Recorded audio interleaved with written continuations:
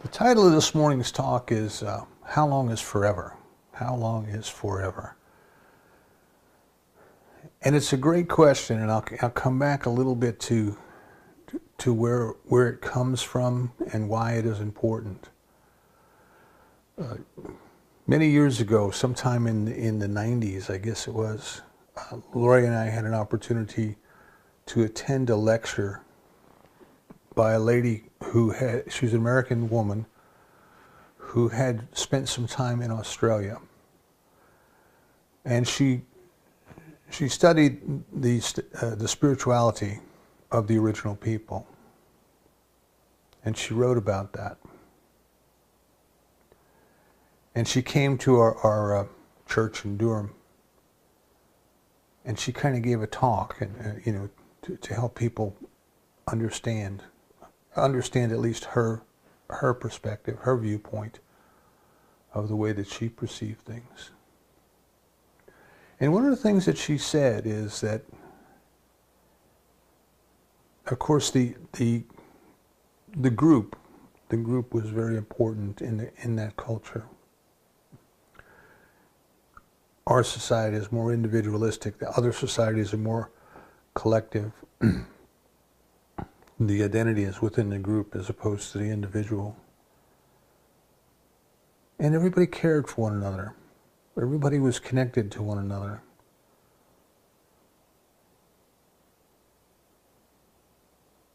And if someone was sad, someone was going through a tough time, someone else in the group would come over, perhaps put their arm around them, and say to them, "Do you know how long forever is?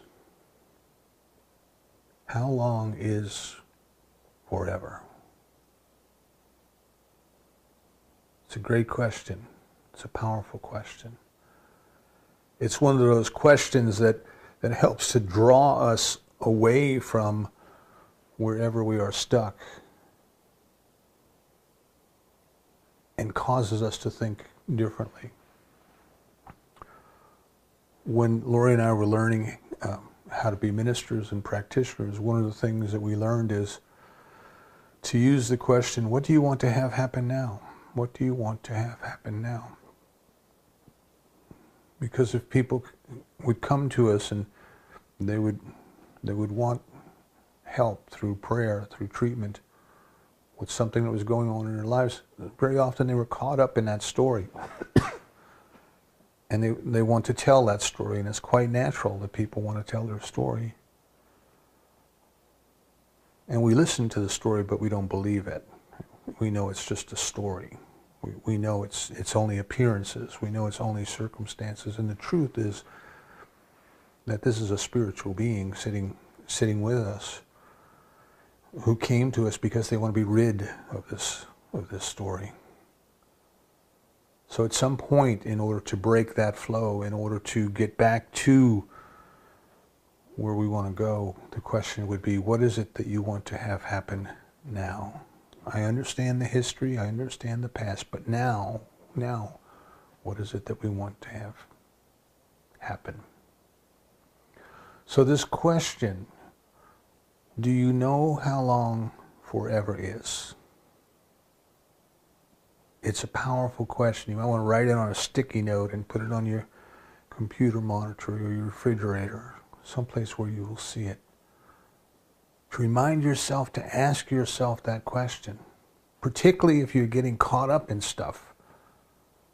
You're getting caught up in the news of the day. You're getting caught up in the drama at work. You're getting caught up in all that's going on. We need to just stop and breathe and ask ourselves, do you really know how long forever is? So what it really comes down to, what the question requires us to do, is to stop looking at things from the appearances, to stop looking at things from the limited human point of view, because that's where the problems are. And to start to look at things from the spiritual point of view. See, we are here, we are on this planet, we are experiencing this life through, through our bodies and through our senses. And we get so caught up in believing that that is the only reality that sometimes we forget. We forget that we are spiritual beings. We are spiritual beings here, experiencing life as humans. And when we forget, instead of viewing things from our spiritual nature, instead of addressing things from our spiritual nature, we get caught up in trying to do them the old, familiar human ways. Usually the ones that got us stuck in the first place. So we want to talk a little bit about our worldview, our point of view, and we want to talk a little bit about this concept of the undifferentiated consciousness and the differentiated consciousness when we get this concept from Buddhism. So there are things that are the way they are, and we perceive them. We look at them, we hear them, we smell them, we touch them, you know, all of those things. But then what happens is we start processing that information, and we process it based on our background, our education, our experience, our fears, our doubts, our hopes, the sum total of our unique human consciousness. So what happens is 2 people or 10 people or 100 people look at the same event, and each comes away with a different understanding of what just happened there. You may look at a color, for example, color blue, and for some people, blue might evoke feelings of tremendous joy and happiness, you know. Something happened and the color blue was prevalent. And they were very happy at that moment. And the 2 things got hooked together in their consciousness. Blue equals happy. Happy equals blue. And somebody else might have had a very traumatic experience associated with that same color. So we look upon the color and we believe or we think that each of us is seeing the same color. You know, I don't know how you would prove that, but we have certainly learned to label what we have seen as blue. But from that point on, everything else that is associated and attached to it, our moods, maybe suddenly we feel happy or suddenly we feel sad. Everything else that then comes after that original awareness, that original perception of blue. Everything else is a value added. It's something that our consciousness has added, something that our worldview has added. And you can see this, you know, it's not hard. We see it much better in others. It's easier to see the splinter in our brother's eye than the plank in our own, to put it in New Testament terms. But there are people who will look at everything and immediately start to see what's wrong with it. There are people who will look at all of the same things and immediately see what is good and what is right. So what tends to happen is we as human beings, we start to believe that these reactions and these responses that take place somewhere in consciousness and appear on this field of our awareness, we tend to think that they are true, that they are the way things are. We get very attached to those opinions. We get very attached to being right. And what we lose sight of is the fact that they are just ideas. and that there are other ideas, and there are other ways of viewing the same situation.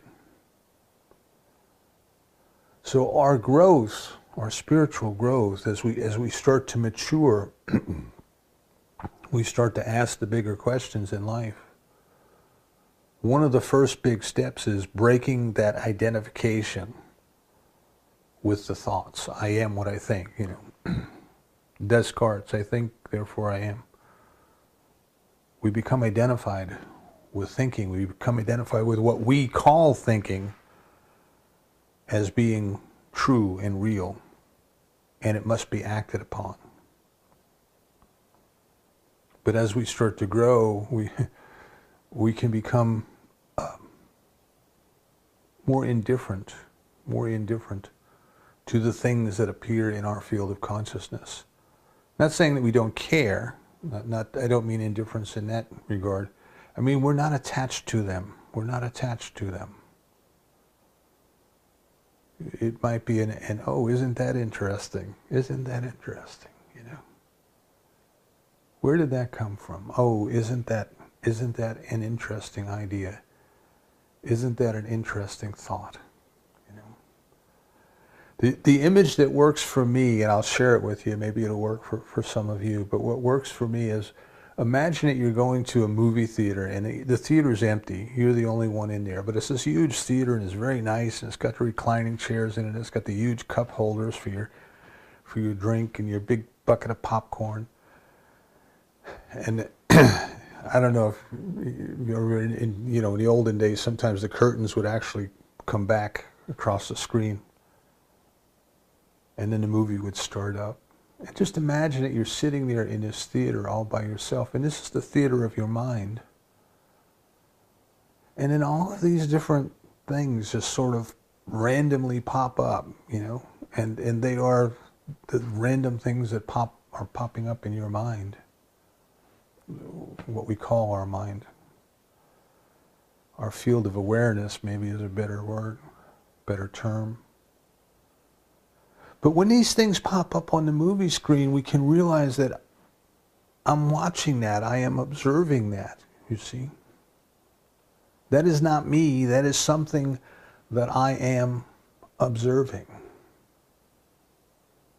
And I may decide to act upon it, or I may decide not to act upon it. Some of the things that come up may seem to be good and helpful.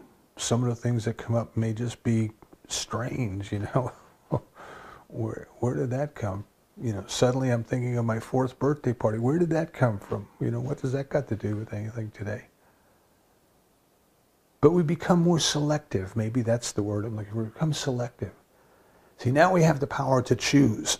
We have the power to exercise some discretion, some will, some volition. I think most of us can have more ideas in just a few minutes than we could possibly fulfill in a day's time.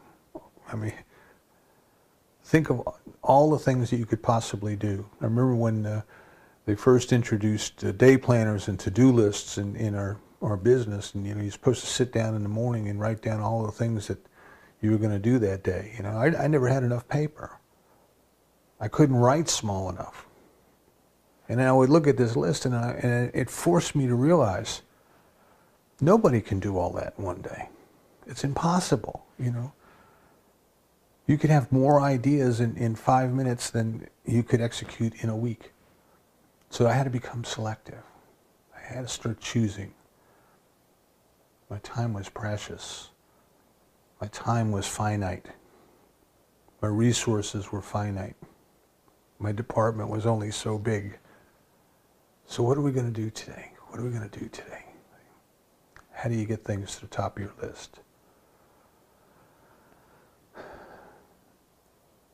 So what that gets to then is the way that you and I look at the world, our worldview, whether it be a positive worldview or whether it be a negative worldview or whether it be kind of an unconscious worldview. Maybe we don't even think about it, It just happens and we do stuff and then we go on and something else happens and we do stuff and an idea pops up we follow it. And in India, they give us the parable, a teaching story of someone who's following a stray dog. Our mind is a stray dog that's wandering, and we're following this stray dog, hoping that somehow it is going to lead us to enlightenment or to happiness or to success or to whatever is important to us in our lives. And at some point, we have to wake up and say, I'm not following that dog anymore. You know, it can wander all it wants, but I don't have to follow it anymore.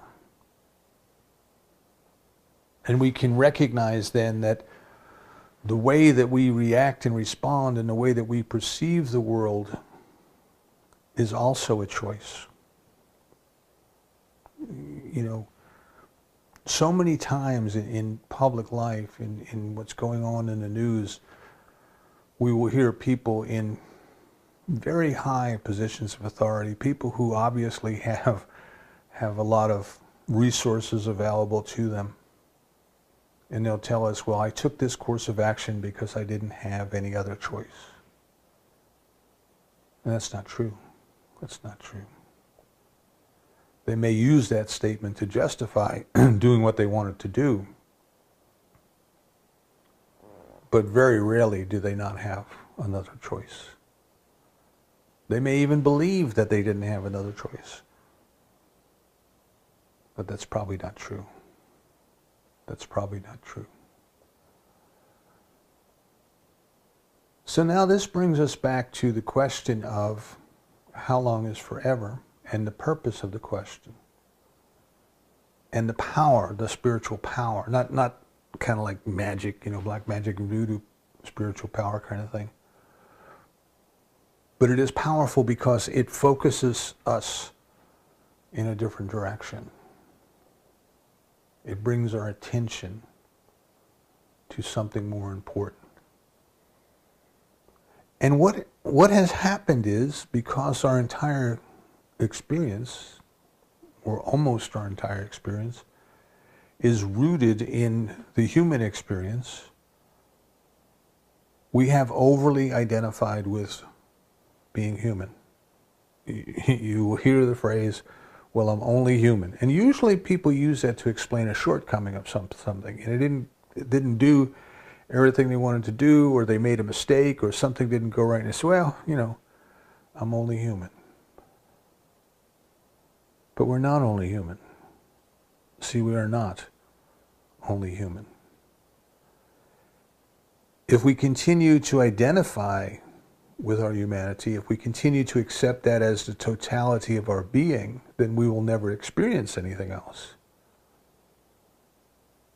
But we are not only human.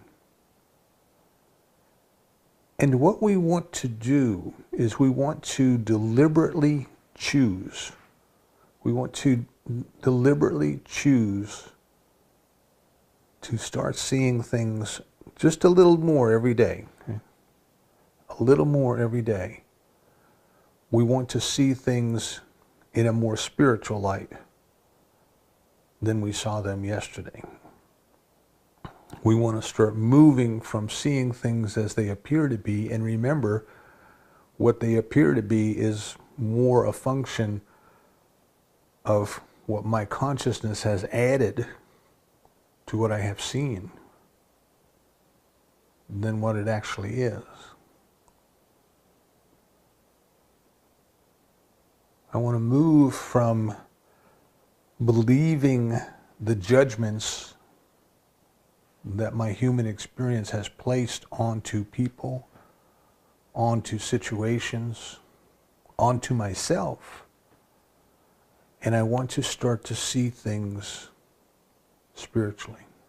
Right? So another powerful question is, how would God see this situation? What is this thing called God? By whatever word I choose to call it. What is my concept of God? And how would that divinity, how would that see this situation? What would it know to be true about this situation? So another thing that comes to us from this lecture that the lady gave on the Aborigines is that in the culture, as she described it, there's this concept of coming from the dream time, coming from the dream time. The individuals recognize themselves and each member of the group as being more than just a human, more than being only human. And they come from somewhere called the dream time, and they come to this earth and they have this earthly experience, and then they go back to the dream time. So we come from the dream time, we go back to the dream time. And the purpose for being here then is this is a vacation. This is a holiday. We come from the dream time to this place called Earth to enjoy, to express, to experience, to love. And then we go back to the dream time. Totally different worldview than ones that we have been raised with. It's not we didn't come here to undergo a pass-fail test that would determine where we were going to spend eternity. We came here to enjoy. So can you imagine if you go on vacation, you know, and you're going on a cruise ship somewhere, let's say, or wherever your ideal vacation is, and you're going on this vacation for 2 weeks, and you get there, and you know, what do most people want to do? They want to de-stress. They want to forget all of the drama that they left. They want to forget all of the politics at work and all of the problems at work and all the things going on in the news and all of the scandals and all of these other things. And they say, I just want to chill out. You know, I'm going to leave the TV set turned off. I'm not going to read the news. I'm just going to go sit on the deck for a few hours and watch the waves go by and watch the birds fly by. I just want to rest. I just want to relax. I just want to experience the beauty.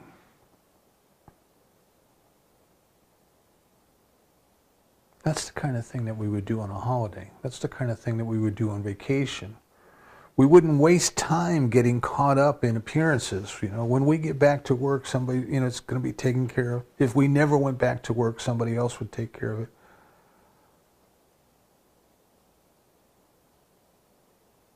We just want to enjoy. So if we start to think of our time here on this earth as being a time that divine love has put us here, brought us here, so that it could experience this life in some unique way in us, as us, and through us. Didn't send us here to struggle, didn't send us here to suffer. Didn't send us here to see if we were going to pass a test. But has actually come here as us, right? Because this question of forever is going to bring us back to this. Came here as us, to express its life as us. Then we can start to adopt the worldview that life is joyful. Life is meant to be joyful.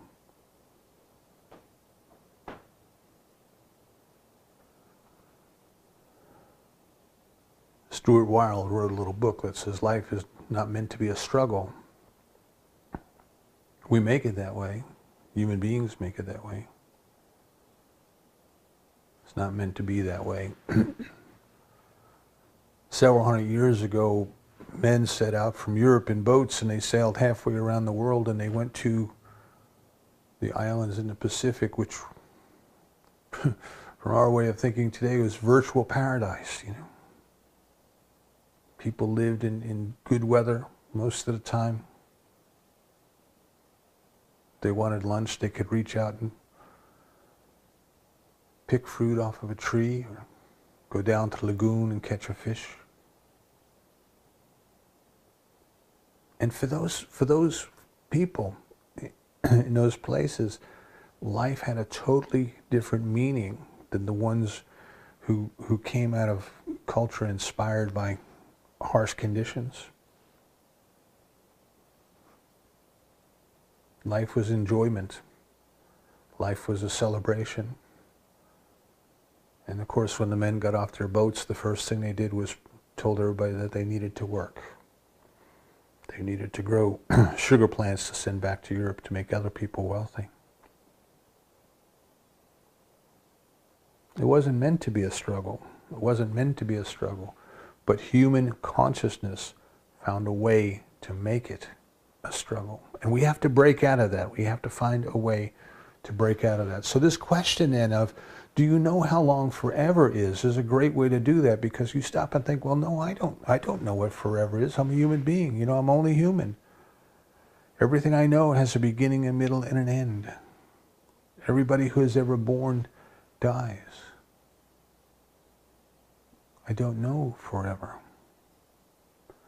And then we look at the stars, and we look out into the heavens, and we can see stars that the light from those stars has been coming towards us for 1 billion years. 1 billion years. 15 billion years. We can't comprehend that. See, that doesn't, you know, we can say those words, but we don't know what that is. We have no way of relating to that through our human consciousness. But when we ask ourselves the question, do you know how long forever is? Now we start to realize that there was something, that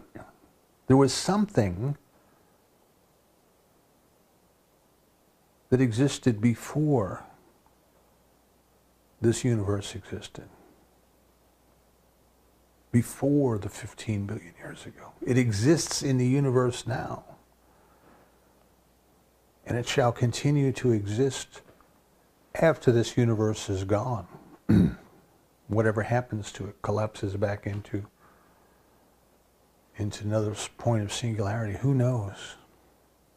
So what is this forever thing then? What is this thing that is forever? And the best we can say is we call it God. There is this thing called God, or Spirit, or the divine, that has created all of this out of itself.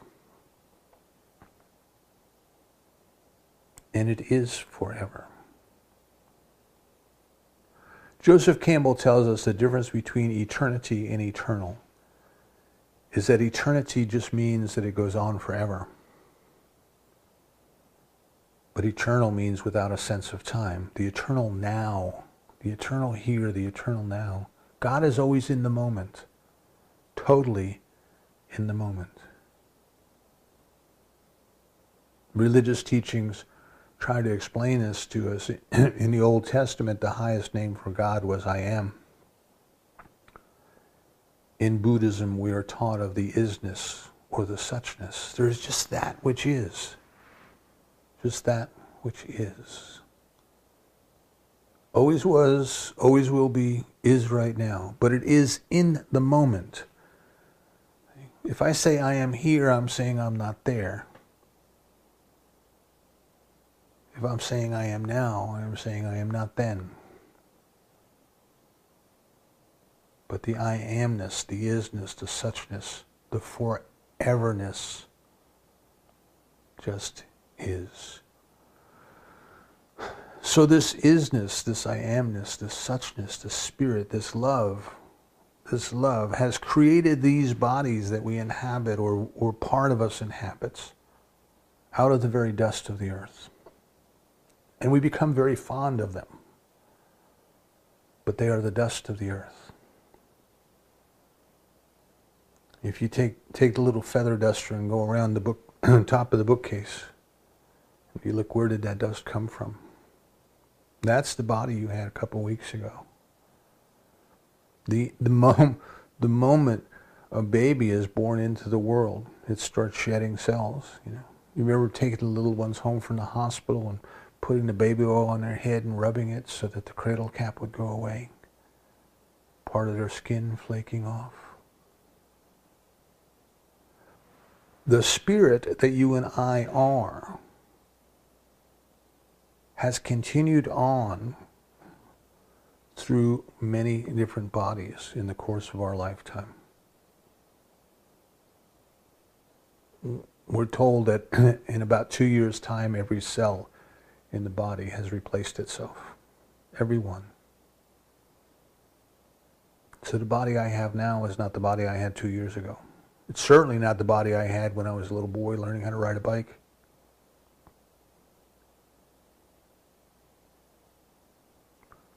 The life that we are is not dependent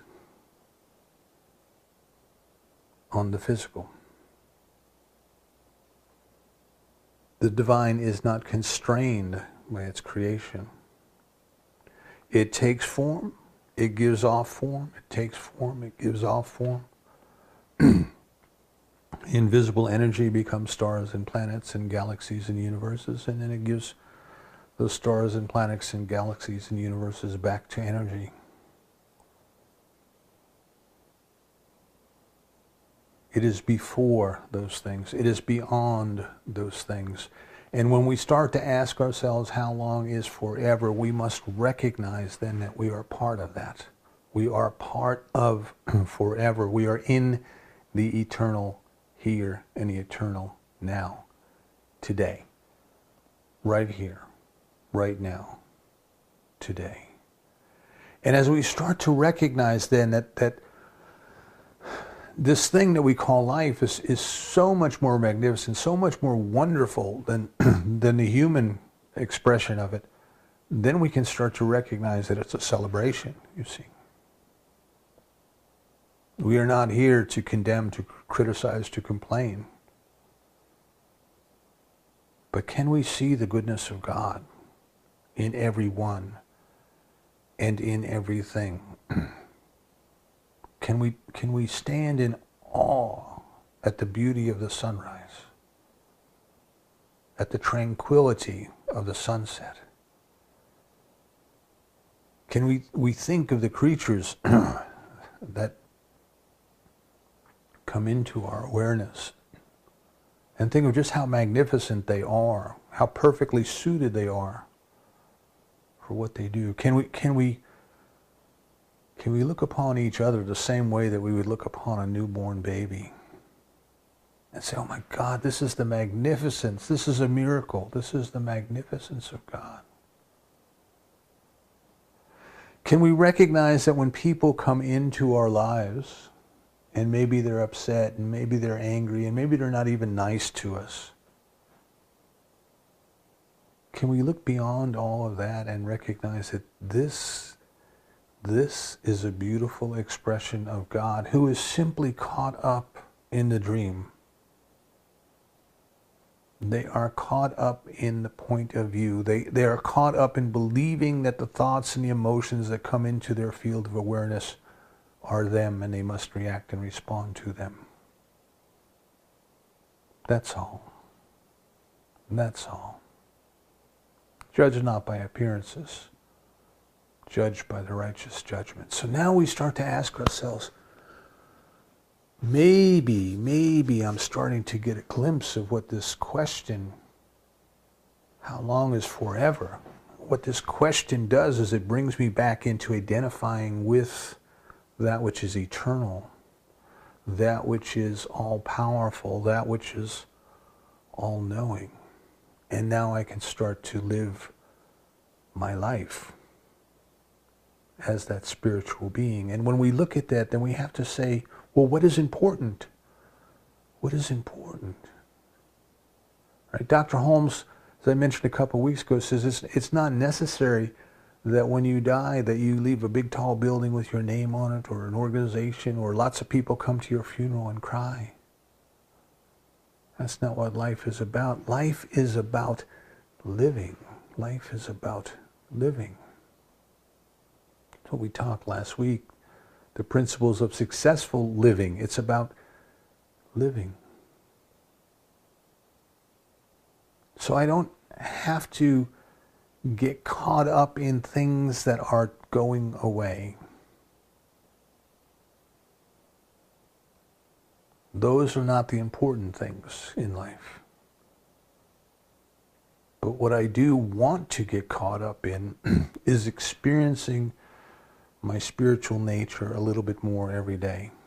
Experiencing the presence of God a little bit more every day. Experiencing divine love a little bit more every day. And living life to the fullest. To the fullest. I've come here that the divine might enjoy, might experience, and might express as me. And every day, I give myself to that completely. Completely. I stopped following that stray dog that's been wandering, and I've been following it. And now I follow my heart. Now I stop in the morning and I listen to divine love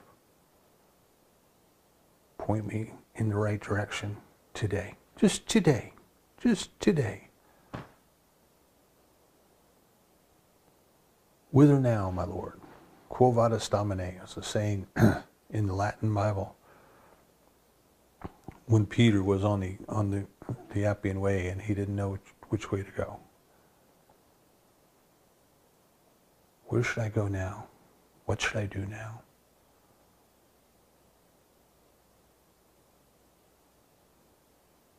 The human way of doing things, as I mentioned, makes things much more difficult than they ought to be, much more difficult than they need to be. And yet the spiritual way tells us that the yoke is sweet and the burden is light. I invite you then, whenever you might find yourself getting down or sad or in a set of circumstances that seems like there's no way out of this, ask yourself, do you know how long forever is? Emmett Fox says it makes no difference how bad the news is. It makes no difference if you have to go before the judge in the morning and they could put you away in prison for a long, long time. If you turn away from the problem and you turn towards God, you'd be surprised what can happen. Do you know how long forever is one of those questions that helps us to make that turn. So let's stop thinking of the world and our lives in human terms. Let's start looking at things as the Spirit within us looks upon them. Let's start finding the joy. See, and this is why gratitude is such an important spiritual practice. Let's start finding the joy everywhere. Start finding the goodness everywhere. Let's start finding that gift that is uniquely ours to give, and find a way to give it. See, life's not a matter of adding things on. It's not dying with the most toys so you can win. What is your unique way of love? And how can you share that? How can you give that? How can you be that? A story just popped into my head. I heard out in Denver in the late 80s. I think it was Reverend Jim Munson was giving a talk.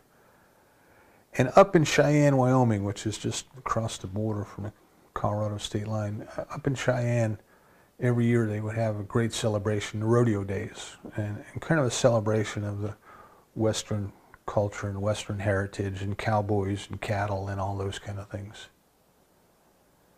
And there was a little boy who wanted to go and ride in that parade, but he couldn't. He couldn't because his body was severely disabled. I don't know exactly what what it was that he had. But he was in one of those special wheelchairs, special electric wheelchairs that you see people have. Like, I guess like Stephen Hawking might have had. But this little boy wanted to ride in that parade. He wanted to ride a horse. And they didn't know what to do. They couldn't do it. And a man saw that story and knew that he could help. He was a craftsman. And he went and constructed a saddle, a specially made saddle that would cradle that little boy's body so that people could lift him up from the wheelchair, they could put him in that saddle, and he would be safe and he would be secure. And he could ride in that parade. Brings tears to my eyes thinking of the joy that little guy might have felt.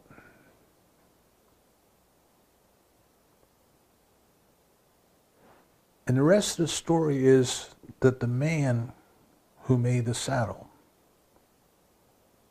was in prison, and he was serving a life sentence. He was going to die in there. But he was good with his hands. And he had access to the shop. And he had something to give. And he found a way to give it.